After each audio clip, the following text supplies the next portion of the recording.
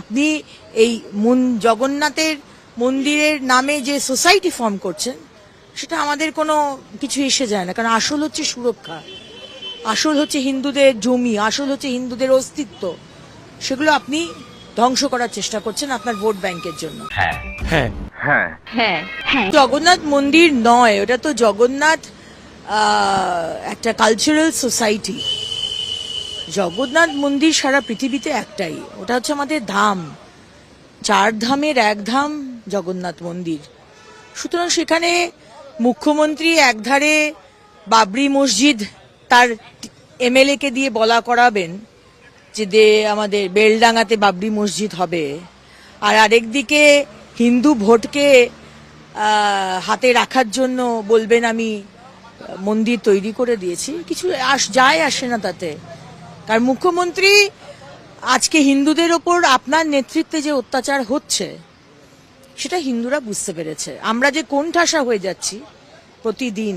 নিঃসন্দেহে তুই ঠিক কথা বলেছিস। আজকে মা দুর্গার পুজো না করতে দেওয়া, মা লক্ষ্মীকে ভেঙে দেওয়া, মা কালীর ওপর অত্যাচার, এবং আপনার এমএলএ যারা বলছে হিন্দুদের কচুকাটা করে ভাসিয়ে দেওয়া হবে ভাগীরথীতে, তাদের কোনো পানিশমেন্ট না হওয়া, এটাই বোঝা যায় যে সম্পূর্ণ আপনার তার উপরে আপনাকে, মানে আপনি তো বলেইছিলেন যে আমি সবকটা সিটের মুখ।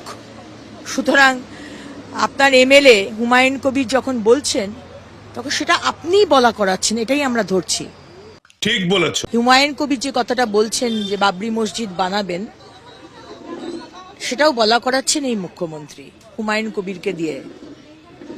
আজ হুমায়ুন কবির যখন হিন্দুদেরকে কচুকাটা করে ভাগীরথী নদীতে ভাসিয়ে দেবার কথা বলেন, তার শোকজ হয় না, কিন্তু হুমায়ুন কবির যখন বলেন যে অভিষেককে ডেপুটি চিফ মিনিস্টার করা দরকার, তখন তার শোকজ হয়।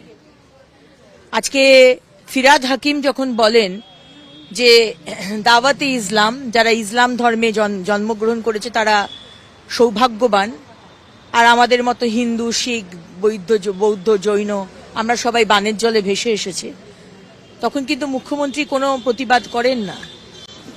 সেদিনকে বিধানসভায় উনি বলছেন আপনারা কোনো কথা বলবেন না, যেখানে ল অ্যান্ড অর্ডার প্রবলেম হয় রেসপন্সিবলি দায়িত্ব নিয়ে কথা বলবেন। তো ওনার এমএলএ যখন বলেন হিন্দুদের কচুকাটা করে ভাসিয়ে দেওয়া, সেটা কি শান্তির বাণী ছিল? যখন বেলডাঙ্গাতে কার্তিক পুজোর নামে এক মুসলমানের প্ররোচনায় বা কনস্পিরেসিতে যখন দাঙ্গা লাগার মতো ঝামেলা শুরু হলো, তখন কিছু নিরীহ মুসলমান আর কিছু নিরীহ হিন্দুদেরকে পুলিশ ধরলো। আসল যারা করেছে তাদেরকে কিন্তু ধরা হলো না।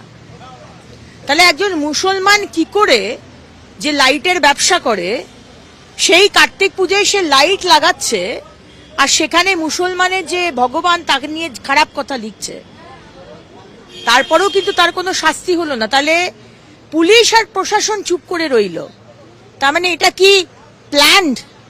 জানি না। সেখানে আমরা শুনে এসেছি বছরের পর বছর বেলডাঙ্গাতে হিন্দু এবং মুসলমান সম্প্রদায় খুব পিসফুলি একসাথে মিলে তারা কার্তিক পুজো করে, কিন্তু এটা আগের বছর থেকে আর করবে না। এটাই কি এই সরকার চেয়েছিলেন? মমতা ব্যানার্জি কমপ্লিটলি 30% সরকার।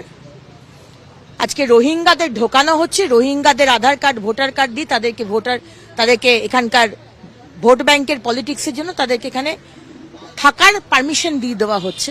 এই মুখ্যমন্ত্রী শুধু 30% সরকার।